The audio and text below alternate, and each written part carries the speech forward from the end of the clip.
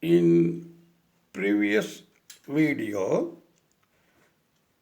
we have seen the sexual reproduction in flowering plants.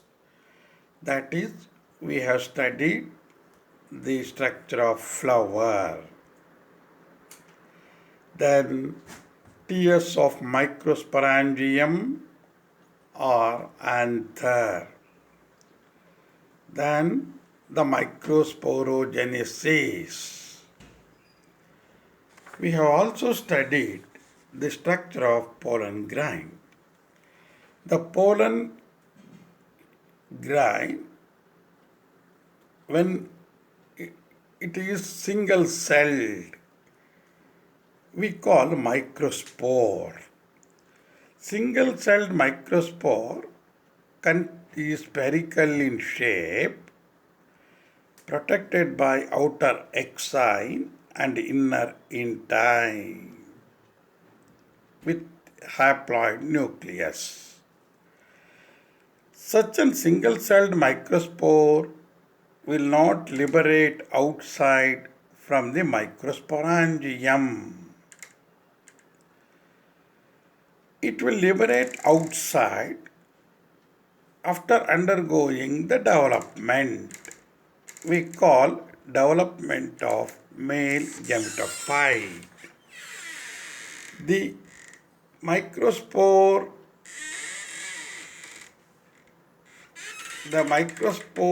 represents the first cell of the male gametophytic generation or diamicrospore. I already told you such a microspore never liberate outside from the microsporangium until it develops into two or three celled male gametophyte. Okay. Now we shall see how the development of microspore takes place into male gametophyte. Okay. Now you refer the diagram also. During the development of male gametophyte, the nucleus of the microspore moves towards one side or margin of the cell. Then the nucleus divides mitotically into two cells. One cell is big or large. It is called vegetative cell. And another cell is small and which is spindle shaped. It is called generative cell. So thus single celled microspore develops into two celled male gametophyte. Between these two, a layer is formed which is made up of callose chemical. Now we shall see the structure of male gametophyte or the pollen grain. The male gametophyte consists of a large cell called vegetative cell. It's also called tube cell. This cell contains cytoplasm with vacuoles. The nucleus is haploid. It is lobed. Now we shall see the generative cell. The generative cell, as I told you, is small, spindle shaped, with haploid nucleus. During this, when cell divide, asymmetric cell division takes place. That is, asymmetrical mitotic division takes place. You can see in the diagram. It's most important for NEET or CET. Now the pollen is or consists of two cells. At this two cell stage, it is liberated from the microsporangium through stomium.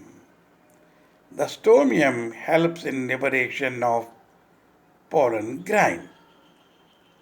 However, in some plants, the generative cell divide and produce two haploid male gametes.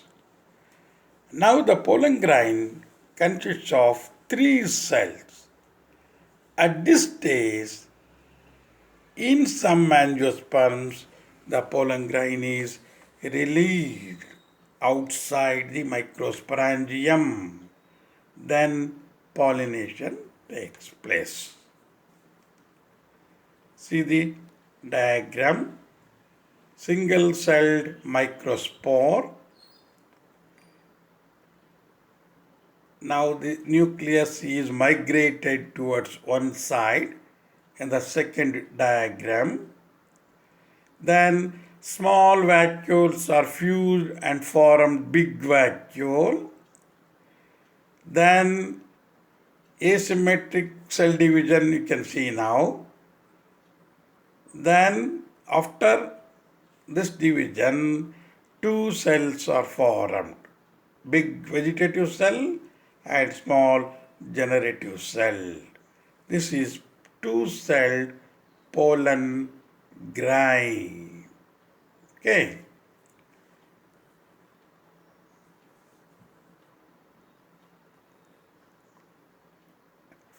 Now we shall see the importance of pollen. The pollen grains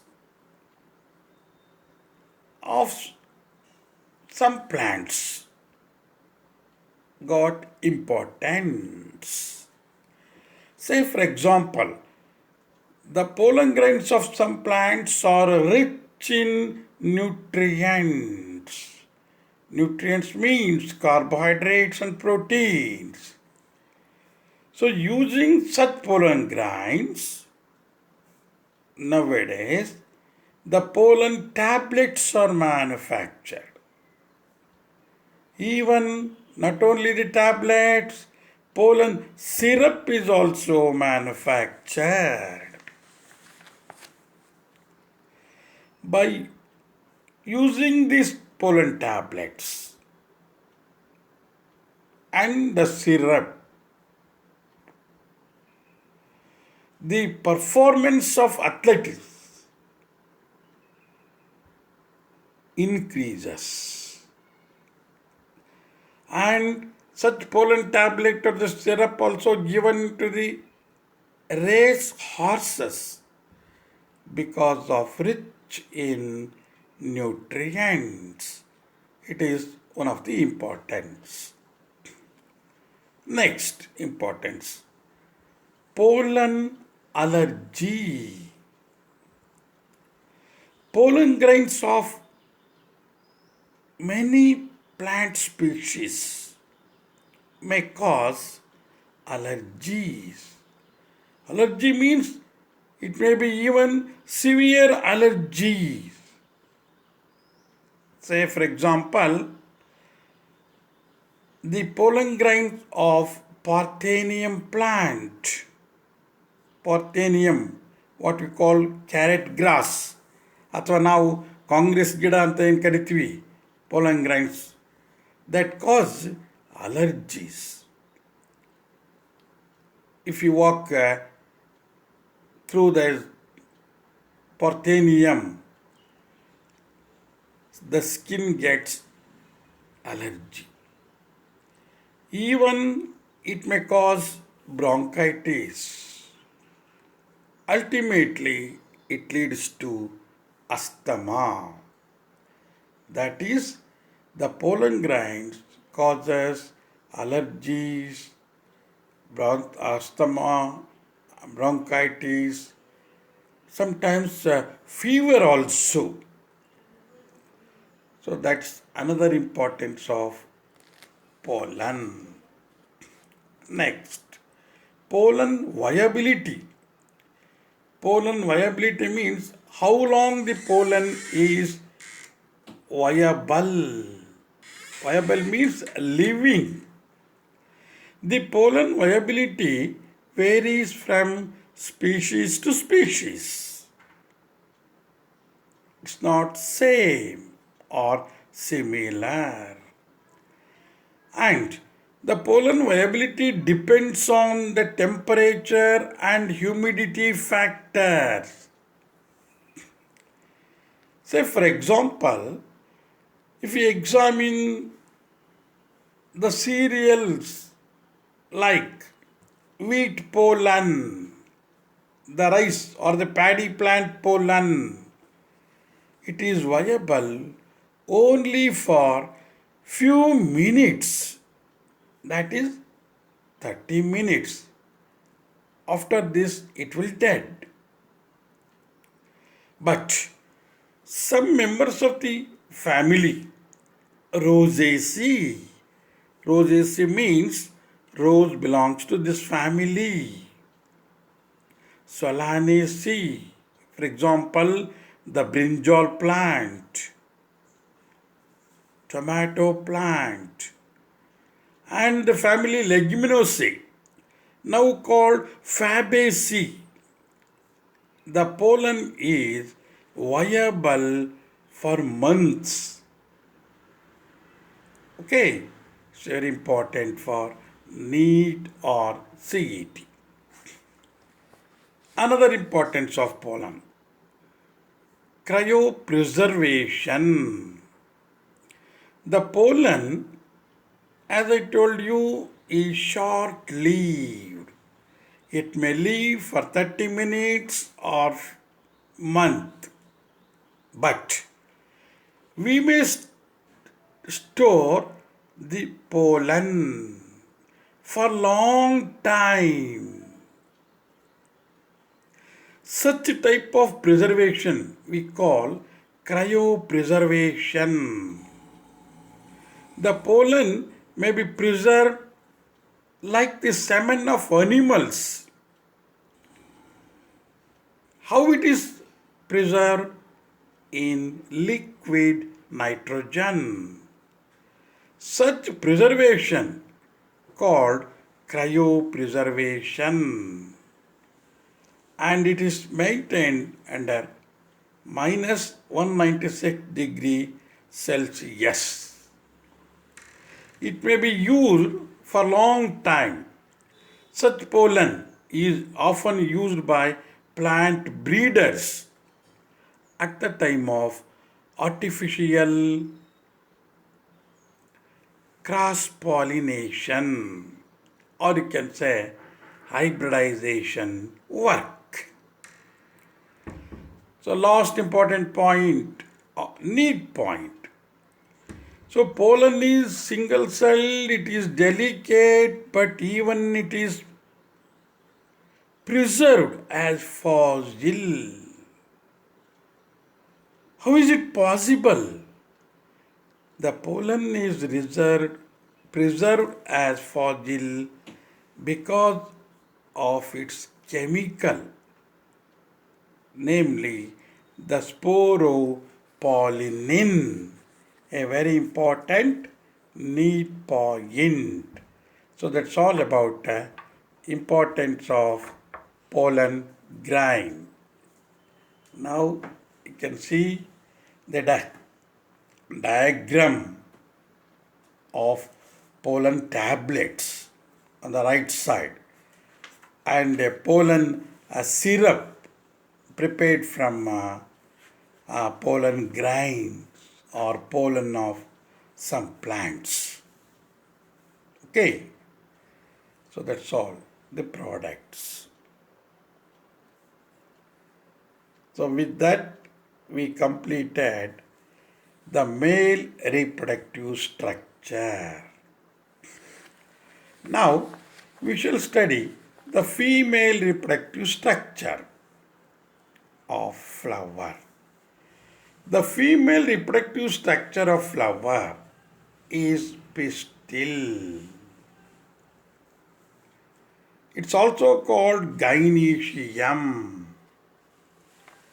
The pistil is the female reproductive part of a flower. It's also called megasporophyll. It is for one mark. So this megasporophyll or the pistil may be monocarpillary. Monocarpillary means contains or consists of only one carpel, or it may consist of more than one carpel. If two, bicarpillary, three, tricarpillary, four, tetracarpillary, five, pentacarpillary. More than five, we call multicarpillary. Okay. Then what is carpel? Do you know the meaning of carpel? Carpel is nothing but a modified leaf. Okay. Now, if a plant or the flower consists of many carpels, these carpels are united together or fused together and forms an ovary. Such an ovary is called syncarpous ovary. That is, syn means fuse, corpus means carpels. Carpels are more than two and they are fused. But in some plants, the carpels remain free. Such carpels are called apocarpus. Apo means free, carpus means carpels. Example for syncarpous pistil, hibiscus. Example for apocarpus pistil, michaelia.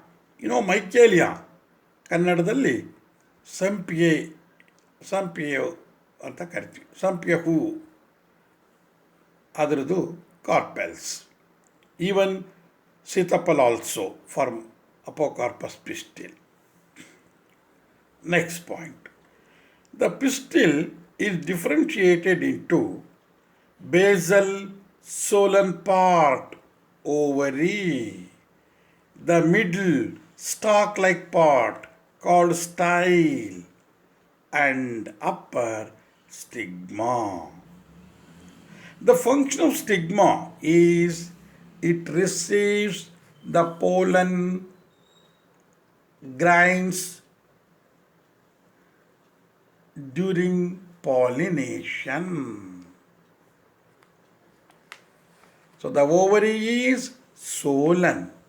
As I already told you, it may contains many carpels. The carpels contains inner chamber.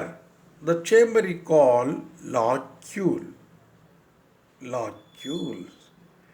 Inside the locules, the ovules are present, also called megasporangia. The ovules are attached to the ovary with the help of a tissue called placenta. The phenomenon is called placentation. In first PUC, you have studied different types of placentation like marginal placentation, axial, basal placentation, parietal placentation, free central placentation, etc. Now, each chamber in the ovule contains or consists of ovule. The number of ovules vary. For example, in the ovary of wheat, paddy, even mango, we come across only one ovule. So this is the reason why when we eat a mango fruit, only one seed is there. Ovary contains only one ovule. But the ovary of papaya, watermelon contains many ovules. Okay. Now see the example for apocarpus ovary, Michaelia sampiae, multicarpellary syncarpus ovary, papaver ಅಂದ್ರೆ ಗಸಗಸೆ ಗಿಡ. Okay, see the diagram also now. The A diagram shows papaver pistil. Okay, style is almost absent here. See, you can see many carpels, white structure, ಒಂದೊಂದು ಮಧ್ಯ red ಇದೆ, ಒಂದೊಂದು ಕಾರ್ಪೆಲ್ಲು. It is multicarpellary syncarpus pistil. You can see now the B diagram. It is the Michaelia sampiae pistil. Here each one is free, carpel is free. Many carpels are there, multicarpellary. But all the carpels are free. You can see the diagram, free carpels. Okay. You see the C diagram, the C, it is the pistil of hibiscus with basal ovary, mid long style and upper 5 stigma. Ovary style and stigma we can make out. Now, the very important thing is structure of ovule or megasporangium. It's very important for examination for 5 marks. The megasporangium or the anatropous ovule shows the following structure. Now you see the diagram of anatropous ovule. The ovule consists of a stalk. The stalk of the ovule is called funicle. What is funicle? The stalk of the ovule is called funicle. See the diagram. The funicle attaches to the ovule at a point.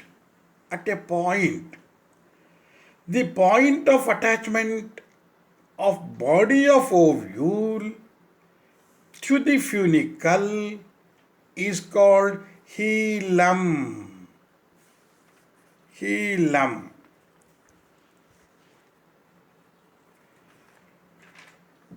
Next, nucellus or megasporangium. The body of the ovule is mainly made up of the nucellus, that is megasporangium. The major part of the young ovule contains nucellus. Nucellus, I told you, is also called megasporangium. Mega means big. It is a diploid tissue very important point for NEET or CET. This tissue is made up of parenchyma. That is, nucellus is made up of parenchyma and it stores lot of reserve food materials. That's all about the nucellus. Next, integuments. Nucellus is covered by protective layer called integument. The number of integuments varies in different plants or plant species. The integument may be one, we call unitegmic ovule, example gymnosperms. The integuments may be two, bitegmic ovule, for example hibiscus, are common in angiosperm. Sometimes three may be there, that is the aerial. Integument is closely fused with the nucellus except at one end and forms a narrow opening called the micropyle. Through the micropyle, the pollen tube enters at the time of fertilization. This end is called micropylar end. The opposite end is called chalaja or we call chalajal end. Now you see the diagram of an anatropous ovule. So these diagrams are from NCERT book only. It is an inverted ovule, anatropous means. ಇದು inverted ovule ತಲೆ ಕೆಳಗಾಗಿ ತೋರಿಸ್ತಾ ಇರ್ತಕ್ಕಂಥದ್ದು. Stalk of the ovule, you can see now the funicle, micropyle, narrow opening you can see now. Then the integuments if only one layer, unitegmic two layer, differentiated into outer integument and inner integument. It's also diploid. Embedded in the integument, nucellus is present. Within the nucellus, the embryo sac present. Okay. Now we shall see the embryo sac. When the ovule mature, the mature ovule shows embryo sac. It is present next to the nucellus. Remember, it is haploid. It's also called female gametophyte. The other name for embryo sac is female gametophyte. Very important for NEET or CET. This embryo sac shows egg apparatus at the micropylar end with one egg and two synergids. At the chalazal region, basal region, three antipodal cells are present. At the center, there is a big cell called central cell, which contains diploid nucleus, 2n. Nucleus is 2n. It's also called secondary nucleus, okay, which is formed by the fusion of two haploid polar nuclei, that is n plus n. Okay, that's all about the description of megasporangium or the ovule. The question is like this: explain the structure of anatropous ovule or megasporangium for 5 marks. Okay. Now we shall pass on to next one. Megasporogenesis. The diagram showing megasporogenesis. The first diagram shows diploid megaspore mother cell. We call MMC. MMC. So next second diagram, it undergoes meiotic division and first division. After first division, meiotic division forms two cells, upper cell and lower cell. Then the second meiotic division leads to formation of four haploid megaspores. They are arranged one above the other. You can see the diagram. We call linear tetrad of haploid megaspores. Okay. Now I explain megasporogenesis.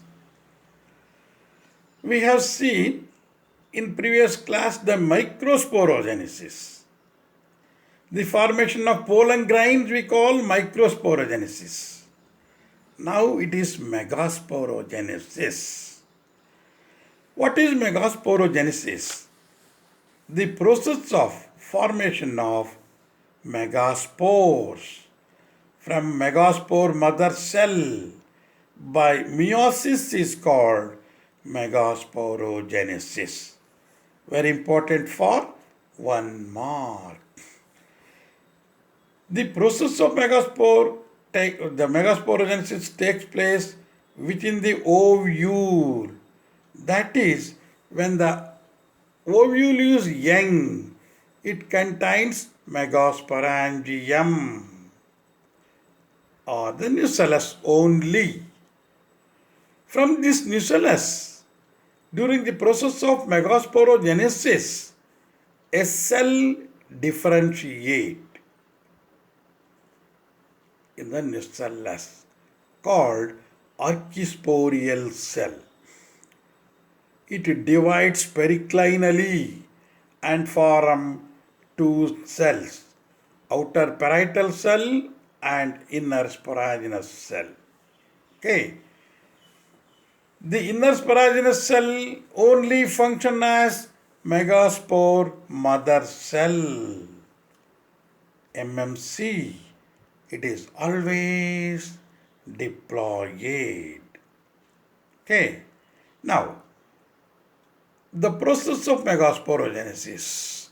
During the megasporogenesis, the diploid nucleus of the megaspore mother cell undergoes meiosis or reduction division and form four haploid megaspores. In the diagram you can see two megaspores dyad stage, four megaspores tetrad stage.